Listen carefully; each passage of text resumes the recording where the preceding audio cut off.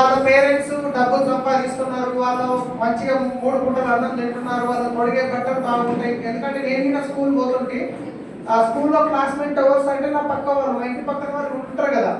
So వాళ్ళని చూసినప్పుడు ఏమనిపిస్తుందంటే, సో అబ్బా వీళ్ళు ఎంత మంచి బట్టలు దొరుకుతున్నారు, వీళ్ళకి అన్ని బాగున్నాయి, మా నాన్న ఇట్లుంటే నా పరిస్థితి ఇట్లా ఉండేదేమో అని చెప్పి అనిపించేది. చిన్న ఉన్నప్పటి నుంచి పేదరికం చూసినాయి కాబట్టి సో నా లోపల ఒక కసి పెరిగింది. లేదు, నేను గిట్ట డబ్బులు సంపాదించాలి, నేను గిట్ట అందరిలాగా ఉండాలి అని చెప్పేసి.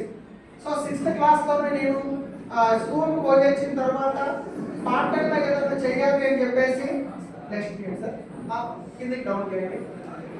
ఎస్, సో ఇక్కడ చూసుకుంటే ఇక్కడ ఇల్లు కనిపిస్తుంది కదా, అందరు తొందరగా సెట్ అయిపోతే కొంచెం మంచిగా చెప్పగలుగుతా నేను. తొందరగా సీట్స్ అరేంజ్ చేసేయండి. ఇక్కడ కనిపిస్తున్న ఇల్లు ఉంది కదా, ఇది గవర్నమెంట్ నుంచి ఇచ్చిన ఇల్లు అనమాట. ఇప్పుడు 40 సంవత్సరాల క్రితం, కొంచెం డిస్టర్బెన్స్ క్లియర్ చేద్దాం తొందరగా.